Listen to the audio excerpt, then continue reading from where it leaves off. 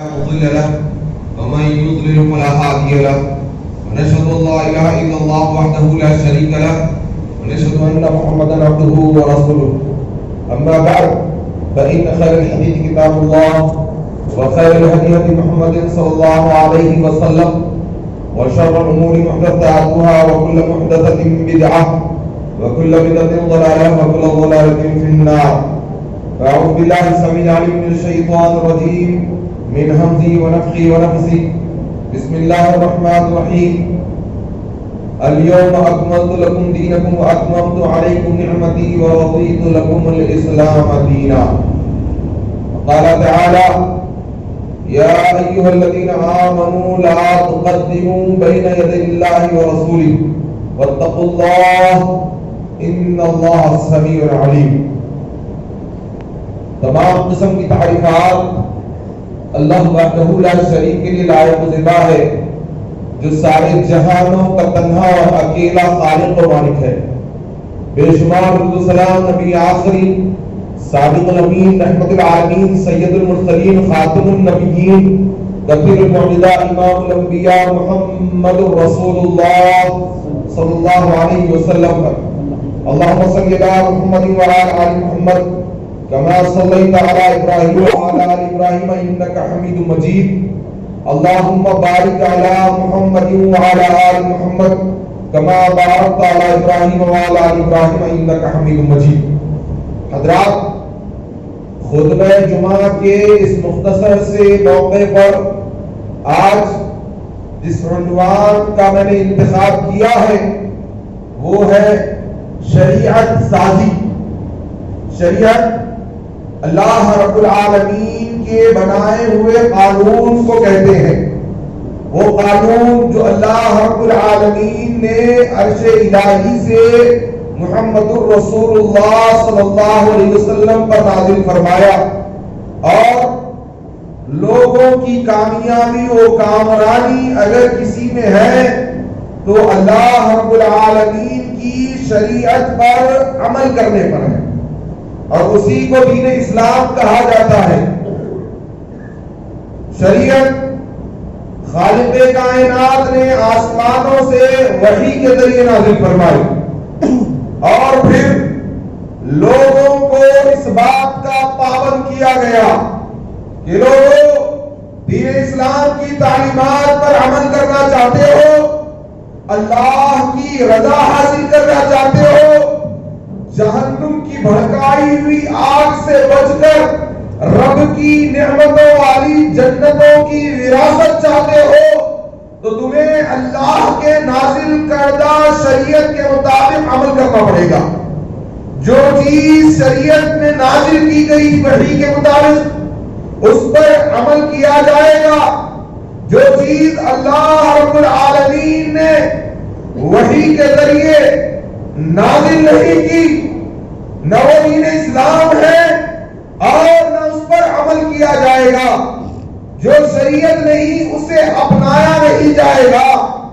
لوگ کہتے ہیں اور بڑے سہانی باتیں کرتے ہوئے کہتے ہیں، بڑی میٹھی میٹھی باتیں ہوئے کہتے ہیں، اور کیا کہتے ہیں؟ شریعت نہیں ہے تو کیا ہوا؟ یہ عمل بہت ہی مبارک عمل ہے. کہتے ہیں اس عمل کو اپنا کر ثواب حاصل ہوگا. اللہ کی قسم، دین اسلام کو اللہ تعالیٰ نے آسمانوں سے وحی کے ذریعے نازل کیا، اور پھر جو نازل کیا اسی پر عمل کر کر لوگ جنت کے وارث بنیں گے. اور جو چیز خالق کائنات نے آسمانوں سے وحی کے ذریعے نازل نہیں کی اور کوئی بندہ اس چیز پر ثواب کی نیت سمجھ کر عمل کرتا ہے، اس کا مطلب یہ ہے کہ یہ چیز نہ رسول اللہ کو معلوم تھی نہ اللہ کو معلوم تھی، یہ اس بندے کو معلوم ہے اور یہ ثواب سمجھ کر عمل کر رہا، اور ایسا عقیدہ رکھنے والا کافر کہلائے گا. یہ کفری عمل ہے، نسل کفر نواجن. لوگوں بات سمجھانا چاہتا ہوں، اللہ نے جو نازل کیا وہ شریعت ہے. اب اس شریعت میں کوئی اپنی طرف سے مداخلت کرے گا، اللہ کی شریعت میں مداخلت، کائنات میں اس سے بڑا جرم کوئی اور نہیں، کوئی اور نہیں. شریعت ساز اکیلا اللہ ہے، اور یہ اللہ کا اختیار ہے کس چیز میں ثواب ہے، کس چیز میں گناہ ہے، کون سی چیز نیکی ہے، کون سی چیز برائی ہے. یہ اللہ کا حق ہے. اللہ کی قسم، اللہ نے یہ حق کسی اور کو نہیں دیا. یہ حق صرف اللہ کا. مثال کتاب و سنت کی روشنی میں پیارے نبی صلی اللہ علیہ وسلم اپنی ازواج امہات المومنین میں سے ایک زوجہ کے گھر جاتے ہیں. رسول اللہ کو شہد بہت پسند ہوتا ہے صلی اللہ علیہ وسلم. شہد کھاتے ہیں اور شہد کھانے کے بعد دوسری زوجہ کے پاس جاتے ہیں اور تیسری زوجہ کے پاس. طویل واقعہ ہے اور صحیح بخاری میں، صحیح مسلم میں، کتب ستہ میں، اور مفسرین نے سورہ تحریم کی ابتدائی آیات میں ہر تفسیر میں نقل کیا اس واقعے کو، چاہے وہ کسی بھی مسلک کے ماننے والے ہو. ہر مسلک کے مفسرین نے اس واقعے کو نقل کیا صحیح احادیث سے ثابت. اللہ کے نبی صلی اللہ علیہ وسلم ام المومنین سیدہ صدیقہ کے پاس جاتے ہیں، اس کے بعد حفصہ کے پاس جاتے ہیں. یہاں دونوں بہنوں میں کچھ باتیں ہو جاتی ہیں اور کہتے ہیں اللہ کے رسول یہ کیسی بو آپ کے منہ سے آ رہی ہے. کہا عائشہ تمہیں پسند نہیں؟ کہا اللہ کے نبی نہیں پسند. حفصہ کے پاس گئے، ام المومنین، کہا اللہ کے نبی آپ کے منہ سے کیسی بو آ رہی ہے؟ کہا تمہیں یہ بو پسند نہیں؟ کہا نہیں پسند. تو رسول اللہ نے اپنی ذات کے متعلق کہا تھا آج کے بعد میں شہد نہیں کھاؤں گا. میری بیوی کو تکلیف ہو رہی ہے، آج کے بعد میں شہد نہیں کھاؤں گا.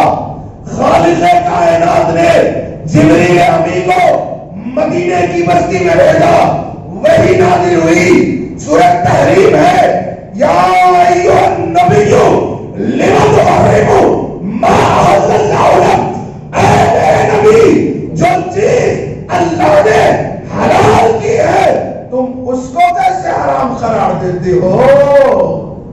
اللہ کے نبی کو اللہ تعالیٰ نے کہا اے میرے نبی شہد تو حلال تھا میرے محبوب، اور اللہ نے اس کو حلال کیا تھا، اور آپ اس کو کیسے ناجائز قرار دیتے ہو؟ اور امت کے لیے ناجائز قرار نہیں دیا تھا، صرف اتنا عہد کیا تھا کہ میں شہد نہیں کھاؤں گا. اللہ رب العالمین شریعت سازی اس کا حق ہے. اللہ نے آسمانوں سے وحی نازل کر دی. اللہ اکبر. لوگ نعرے لگاتے ہیں کہ یہ میٹھی میٹھی سنت ہے، یہ پیاری پیاری سنت ہے. اللہ کی قسم، جو چیز رسول اللہ سے ثابت نہیں وہ سنت ہو نہیں سکتی، اور جب سنت نہیں ہو سکتی، جب قرآن نہیں ہو سکتی، وہ دین نہیں ہو سکتا، اور جو دین نہیں ہے وہ جہنم میں لے جانے کا سبب بنے گا. دلائل آج کے مختصر سے وقت میں دینے کی کوشش کروں گا. ترمذی ہے، امام محمد ابو عیسیٰ ترمذی رحمہ اللہ کی، اور کتاب الادب ہے، ادب کے باب میں ایک حدیث کو لایا، اور وہ حدیث عبداللہ ابن عمر رضی اللہ عنہ یعنی موقوف روایت ہے اور صحیح درجے کی روایت. ایک آدمی صحابی رسول کے سامنے چھینکتا ہے، اور چھینکو تو کیا فرمایا؟ الحمدللہ. اور سننے والا یرحمکم اللہ، اور اس کے بعد پھر جواب یہدیکم اللہ. یہ رسول اللہ کا طریقہ. اللہ کے نبی پہ صلاۃ و سلام درود بھیجنا جائز ہے کہ نہیں ہے؟ ثواب ہے. اللہ کے نبی پہ درود بھیجنا، نبی صلی اللہ علیہ وسلم پر سلام بھیجنا ثواب ہے. لیکن کب؟ جو طریقہ رسول اللہ نے صحابہ کو سکھایا تھا اس طریقے کے مطابق. جی یہاں دیکھیے، عبداللہ ابن عمر صحابی رسول ہے. ایک ساتھی چھینک آتی ہے تو کیا کہتا ہے؟ الحمدللہ والصلاۃ والسلام علی رسول اللہ. اللہ کے نبی کی تعریف اور نبی کریم صلی اللہ علیہ وسلم پر سلام. صحابی رسول اللہ کی حمد و ثنا اللہ کے نبی نے سکھائی. اور صلاۃ و سلام کے اللہ کے نبی نے چھینک پر سکھایا؟ جی چھینک کے موقع پر صلاۃ و سلام نہیں. صحابہ جانتے تھے اللہ نے یہ آیت نازل کر دی اليوم اکملت لکم دینکم واتممت علیکم نعمتی ورضیت لکم الاسلام دینا. دین اسلام مکمل ہو چکا تھا اور اس مکمل دین میں اگر اللہ کے نبی چھین کے بعد صلاۃ و سلام سکھاتے تو اس پر ثواب ہوتا، اجر ہوتا. اگر رسول اللہ نے نہیں سکھایا تو وہ بدعت ہوتی. اور اللہ کے نبی نے فرمایا ہر بدعت گمراہی ہے اور ہر گمراہی جہنم میں لے جانے والی ہے. عبداللہ ابن عمر کھڑے ہو گئے اور اس پر تنبیہ کی اور اپنے غصے کے رویے کو ظاہر کیا. اس لیے تو اہل حدیث کہتے ہیں جو نبی سے ثابت ہے وہی دین ہے. اللہ کی قسم جو رسول اللہ سے ثابت نہیں وہ دین نہیں. ثواب کی نیت سے کرنے والے. اور یہ تابعی سے پوچھا تو نے یہ جملے کیوں کہے؟ کہا ثواب کی نیت سے. کہا یہ تو رسول اللہ کا دین نہیں. اللہ کا جان لو جو رسول اللہ نے نہیں بتایا وہ ثواب نہیں ہے، وہ بدعت ہے اور وہ بدعت گمراہی ہے. آئیے اور آگے بڑھتے ہیں. سنن دارمی کی حدیث ہے. ابو موسیٰ اشعری رضی اللہ عنہ اس حدیث کے راوی ہے. اور عبداللہ ابن مسعود رضی اللہ عنہ کوفہ کی ایک مسجد میں داخل ہوتے ہیں. وقت مختصر، روایت بڑی طویل ہے لیکن مختصر کر کے سامنے رکھنے کی کوشش کروں گا. جیسے ہی کوفہ کی مسجد میں صحابی رسول داخل ہوتے ہیں لوگ حلقے بنا کر دائرے بنا کر بیٹھتے ہیں.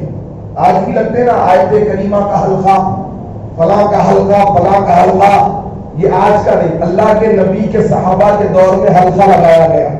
عبداللہ بن مسعود رضی اللہ عنہ جب جاتے ہیں تو لوگوں کو دیکھتے ہیں کنکریوں پر 100 مرتبہ سبحان اللہ، 100 مرتبہ الحمدللہ، 100 مرتبہ اللہ اکبر. کیا ہے اس کا معنی؟ اللہ کی حمد و ثنا. اللہ کے نبی نے سکھایا نہیں سکھایا سبحان اللہ پڑھنا؟ الحمدللہ پڑھنا ثواب ہے کہ نہیں ہے؟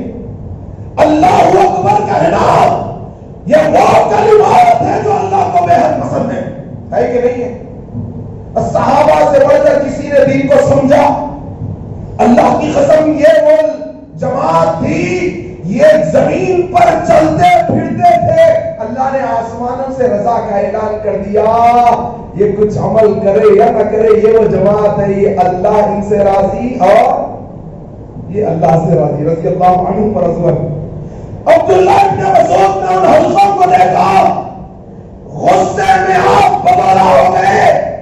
کہا لوگو تم یہ کیا عمل کر رہے ہو جو رسول اللہ نے نہیں بتایا؟ اللہ کے نبی نے نماز کے بعد سبحان اللہ الحمدللہ اللہ اکبر اور بستر پہ جانے کے وقت سبحان اللہ الحمدللہ ان تسبیحات کو بتایا. لیکن یہ حلقہ بنا کر اللہ کے رسول نے نہیں بتایا تھا. اور اللہ کی حمد و ثنا، اللہ کو پکارا جا رہا تھا، اللہ کی تعریف، اللہ کی تمجید، اللہ کی کبریائی بیان ہو رہی تھی. لوگوں نے کہا ہم ثواب کی نیت سمجھ کر کر رہے ہیں، ہم خیر سمجھ کر کر رہے ہیں، ہم نیکی سمجھ کر کر رہے ہیں. لیکن لوگوں یہ طریقہ رسول اللہ کا نہ تھا. اور عبداللہ ابن مسعود نے جب اس عمل کو دیکھا، سنن دارمی اور دیگر احادیث کی کتابیں گواہ ہے، عبداللہ ابن مسعود اتنے غصے میں ہو گئے. یا امتی محمد ما اسرع اہلکتم، اے امت محمدیہ تم اتنی جلدی ہلاکت میں پڑ گئے جبکہ تم میں ابھی نبی کے صحابہ موجود ہیں. کیا کہا؟ تم اتنی جلدی ہلاکت میں پڑ گئے جبکہ بکثرت صحابہ موجود ہیں اور رسول اللہ کے برتن ابھی نہیں ٹوٹے اور اللہ کے نبی صلی اللہ علیہ وسلم کے کپڑے بوسیدہ نہیں ہوئے. کیا کہا؟ اللہ کی قسم یا تو تم نبی کے طریقے سے بہتر طریقے پر ہو یا پھر تم ہلاکت پر ہو. نبی کے طریقے سے بہتر طریقے پہ ہو سکتے اور ہوئے بھی تو کیا وہ معاذ اللہ طریقہ بہتر ہو سکتا؟ صحابی نے کہا یا تو تم نبی کے طریقے سے بہتر طریقے پر ہو یا پھر ہلاکت پر ہو. اور کہا کئی بھلائی کا ارادہ رکھنے والے، کئی خیر کے متلاشی ایسے ہیں جو خیر تک نہیں پہنچ سکتے. اور میں نے رسول اللہ صلی اللہ علیہ وسلم سے سنا تھا ایک قوم آئے گی جو قرآن تو پڑھے گی لیکن قرآن ان کے حلق سے نیچے نہیں اترے گا. یہ دین میں سے ایسے نکل جائیں گے جیسے کمان میں سے تیر نکل جاتا ہے. اللہ اکبر. صحابی رسول کا فہم دیکھیے. یہ فتویٰ کن پر دیا تھا؟ جو لوگ بدعت کر رہے تھے ان کو دیکھ کر کہا اور لوگوں جو چیز نبی کا طریقہ نہیں ہے اس طریقے پر ثواب کی نیت سمجھ کر عمل کرتے ہو. اللہ کی قسم میں نے رسول اللہ سے سنا تھا ایسے لوگ آئیں گے جو قرآن تو پڑھیں گے لیکن قرآن ان کے حلق سے نیچے نہیں اترے گا اور وہ دین میں سے ایسے نکل جائیں گے جیسے کمان میں سے تیر نکل جاتا ہے. یعنی وہ خوارج ہوں گے اور خوارج کن میں سے ہوں گے؟ بدعتیوں میں سے ہوں گے. اللہ اکبر. اور اللہ کے نبی نے فرمایا یہ بڑے دیندار، بڑے متقی، بڑے اللہ والے اپنے آپ کو ظاہر کریں گے. دیگر احادیث سے پتہ چلتا ہے لیکن رسول اللہ نے انہیں جہنم کے کتے قرار دیا. کلاب النار. کون؟ جو نبی کے دین سے راضی نہیں ہوں گے، اپنی طرف سے دین ایجاد کریں گے. اللہ کی پناہ. اور صحابی رسول نے کہا کہ میں نے دیکھا یہی لوگ علی کے خلاف تلواریں اٹھا رہے تھے اور یہی جو حلقے بنا کر بیٹھے تھے وہ پورے کے پورے صحابہ پہ تلواریں اٹھانے والے بن گئے بعد میں چل کر. نبی کے دین میں مداخلت کرنے والے، اللہ کی شریعت میں مداخلت کرنے والوں کو جب دیکھا گیا تو کہا کہ تم وہ لوگ ہوں گے جو قرآن تو پڑھیں گے لیکن قرآن پڑھا جا رہا ہے لیکن عمل نہیں کیا جا رہا. کتنا قرآن پڑھتے لوگ جی؟ گھر میں کوئی پیدا ہوا تو قرآن، ختم قرآن، دکان کھولے تو قرآن، شٹر بند کرے تو قرآن، تعویذوں میں قرآن، توڑوں میں قرآن، برسی میں قرآن، چہلم میں قرآن، دسویں میں قرآن، شٹر اٹھائے تو قرآن، شٹر بند کرے تو قرآن، گھر بھرونی میں قرآن، 11ویں میں قرآن، شعبان میں قرآن، رجب میں قرآن، قرآن ہی قرآن. لیکن کیا قرآن ان کے حلق سے نیچے اتر رہا ہے؟ اگر اترتا اللہ کی قسم نبی کے دین میں نہ کمی کرتے نہ زیادتی کرتے. شعبان کی رات، بڑوں کی عید، اللہ کے رسول بتائے مردوں کی عید کرتے تھے. میرے کو ایک بات سمجھ میں نہیں آئی، بچپنے سے سنا تھا، جب بریلوی تھا جب بھی سنا تھا اور جب بھی سمجھ میں نہیں آئی. مردوں کی عید بولتے اور بولتے ان لوگ گھر کو آتے، ان کی روح گھر کو آتی. مجھے باضابطہ میں نے اس پر عمل کیا تھا دور جہالت میں، جب میں جاہل تھا قرآن و حدیث سے. اونٹ ڈالتے تھے نانا کے نام کا، دادا کے نام کا، فلاں کے نام کا، جو چلے گئے بولے یہ اونٹ کہیں کو ڈالتے نہیں، ان لوگوں گھر کو آتے. اچھا ان لوگوں گھر کو آتے، ہم لوگ کیا کرتے ہیں؟ قبرستان کو جاتے. اب جب وہ خبر والے گھر کو آ رہے تو ان کا استقبال کرنا. اب ہم خبر کو کرتے ہو سمجھ میں نہیں ابھی تک بھی. بڑوں کی ان لوگ ادھر آتے ہیں، لوگ ادھر جاتے، گیٹ ٹوگیدر بھی نہیں ہوگا. لوگوں یہ اللہ کے دین میں مداخلت ہے، ہنسنے کی بات نہیں ہے. ذرا سوچو اللہ کے دین میں مداخلت، عقلوں پہ پردے پڑ چکے ہیں. دین وہی ہے. اور کیا بولتے؟ نصف شعبان. روایت موضوع من گھڑت نصف شعبان. اب میرے کو بتاؤ نصف شعبان کس کو بولتے؟ کوئی بتا سکتے نصف شعبان اس مہینے میں کب آئے گی؟ کانفیڈنس کے ساتھ اللہ کی قسم نہیں بتا سکتے. کیوں؟ اب شعبان کا مہینہ 29 کو ہوتا، 30 کو ہوتا، وہ تو رمضان سے پہلے معلوم ہوگا. ابھی ہم بتا سکتے کیا؟ اللہ کو معلوم ہے نصف شعبان 14 کو، 14.5 کو، 15 کو. اب روایتیں بھی ایسی جو عقل پہ نہیں اترتی، موضوع من گھڑت، اللہ کے نبی سے ثابت نہیں، اور پھر روایت میں بولتے نصف شعبان کی رات کو جاگنا۔ بتاؤ نصف شعبان کب ہوتی؟ 29 کو ہوتا، مہینہ 30 کو ہوتا، کون ہے بولنے والے یہاں پہ؟ شعبان 29 چاند کے اوپر ڈیپینڈ ہے، چاند 29 کو نظر آیا تو 29 کا، 30 کو نظر آیا تو 30 کا مہینہ، تم تعین خبر میں تک بھی نہیں کر سکتے نصف شعبان کا۔ صحابی رسول نے کہا تھا قرآن تو پڑھیں گے لیکن قرآن ان کے حلق سے نہیں اترے گا، یہ رسول اللہ سے ہم نے سنا تھا، شاید تم انہی میں سے ہوں گے۔ اور ہوا بھی آگے چل کے نہروان میں خارجیوں کے ساتھ مل کر انہوں نے اتنا بڑا فتنہ پیدا کیا کہ اللہ کے نبی صلی اللہ علیہ وسلم کے صحابہ اکرام پر تلواروں کو ان لوگوں نے اٹھایا تھا۔ اسی طرح میرے دوستو صحیح مسلم کتاب الزکات، ابن ماجہ نے کتاب السنہ میں حدیث کو نقل کیا، جابر بن عبداللہ رضی اللہ عنہ سے مروی حدیث، رسول اللہ صلی اللہ علیہ وسلم مال غنیمت تقسیم کر رہے ہیں۔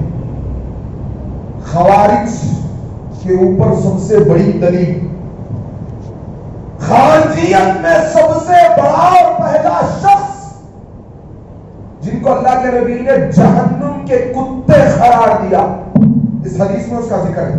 اللہ کے نبی صلی اللہ علیہ وسلم مال غنیمت تقسیم کر رہے تھے، ایک شخص آتا ہے، اس کو بھی اللہ کے نبی صلی اللہ علیہ وسلم مال غنیمت میں سے مال لیتے ہیں۔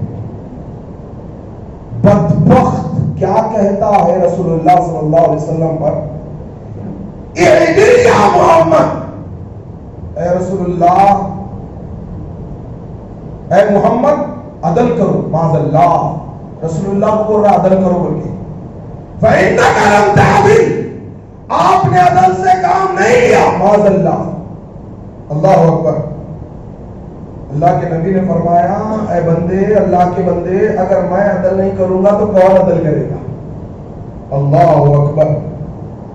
میرے دوستو، عمر کی بصیرت پر قربان جائیے رضی اللہ عنہ، تلوار کو کھینچ نکالا، کہا اللہ کے حبیب اس کی گردن مار دوں گا۔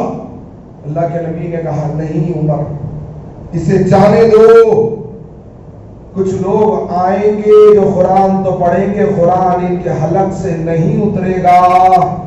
صحابہ فرماتے ہیں یہ وہی بدبخت تھا جو گروہ کا بانی تھا۔ اللہ کے نبی نے فرمایا تھا یہ دین سے ایسے نکل جائیں گے جیسے کمان میں سے تیر نکل جاتا ہے، اور انہی کے متعلق فرمایا تھا یہ جہنم کے کتے ہوں گے۔ یہاں ایک نکتہ بتا دوں، حدیث کا انکار کیا تھا اس نے۔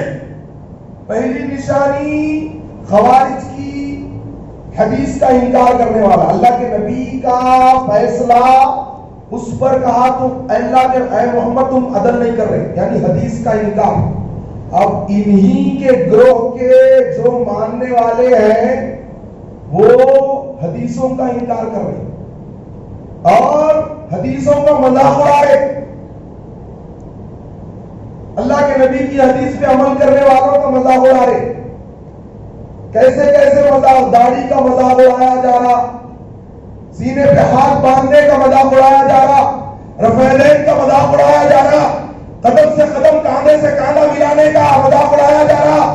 کوئی بندہ اگر بغیر پھول کے نوشہ بنتا ہے تو اس کا مذاق 25 روپے کا ہار پہن لیتا، اللہ کی پناہ۔ تو نبی کے حدیث کا انکار کرنا خارجیت کی طرف لے جاتا ہے۔ اور دوسری نشانی ان چیزوں پر عمل کرنا، دین سمجھ کر، ثواب سمجھ کر، جو اللہ تعالیٰ نے آسمانوں سے قرآن و حدیث میں نازل نہیں کیا، اس پر عمل کرنے والے بھی خارجیت کی طرف جائیں گے، جہنم کی آگ کا ایندھن بن کر جہنم کے کتے قرار پائیں گے۔ اللہ اکبر۔ میرے دوستو، رسول اللہ کے فیصلے پر راضی نہ ہونا جہنم کی آگ کا ایندھن بننا ہے۔ اللہ تعالیٰ نے فرمایا فَلَا وَرَبِّكَ لَا يُؤْمِنُونَ، اللہ نے اپنی قسم کھا کر کہا فَلَا وَرَبِّكَ لَا يُؤْمِنُونَ، قسم ہے تیرے رب کی وہ شخص ایمان والا ہی نہیں جنت تو مومنوں کی ہے نا. حتی یحکموک فیما شجر بینہم ثم لا یجدوا فی انفسہم حرجا مما قضیت ویسلموا تسلیما. قسم ہے تیرے رب کی وہ شخص مومن ہی نہیں میرے محبوب جب تک کہ آپ ان میں جو فیصلہ کر دیں وہ اس فیصلے کو بغیر چون چرا کے مان بھی لے اور دل میں کسک بھی باقی نہ رہے. کسک بھی باقی نہیں رہنی چاہیے. اور میرے دوستو جب ابن مسعود نے کوفہ کی مسجد میں بدعتیوں کو دیکھا تو کہا کہ تم ہی وہ لوگ ہوں گے جو دین میں سے نکل جائیں گے کیونکہ بدعت کرتے ہوئے دیکھا اور یہی وہ گروہ ہوگا جو حوض کوثر سے دھتکار دیا جائے گا. صحیح بخاری کی حدیث صحیح مسلم میں امام بخاری نے کتاب الرقاق میں نقل کیا اللہ کے نبی صلی اللہ علیہ وسلم اپنے امتیوں کو اپنے مبارک ہاتھوں سے حوض کوثر سے جام کوثر پلا رہے ہوں گے. ایک گروہ آئے گا ان کو ہٹا دیا جائے گا. اللہ کے نبی صلی اللہ علیہ وسلم فرمائیں گے اللہم امتی اللہ یہ تو میری امت ہے اللہ میری امت ہے. جواب آئے گا رسول اللہ آپ نہیں جانتے انک لا تدری ما احدث بعدک آپ کے جانے کے بعد انہوں نے دین میں کیا کیا نئی چیزوں کو پیدا کر دیا تھا.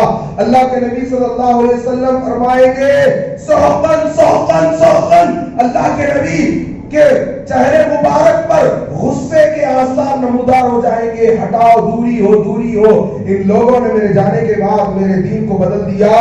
جو لوگ ثواب سمجھ کر دین کے ایسے کاموں پہ عمل کر رہے ہیں جو اللہ تعالیٰ نے نازل نہیں کیا در حقیقت وہ عذاب ہے جہنم میں بدعتیوں کو ڈالے جانے کا اور حوض کوثر سے دھتکار دیا جانا. اس سے بڑی بدنصیبی کیا ہوگی میرے دوستوں.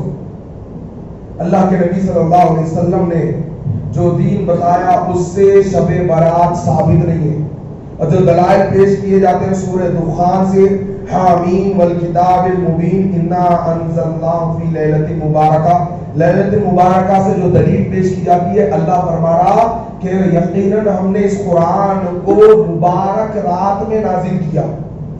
کب نازل ہوا بھائی قرآن؟ رمضان میں.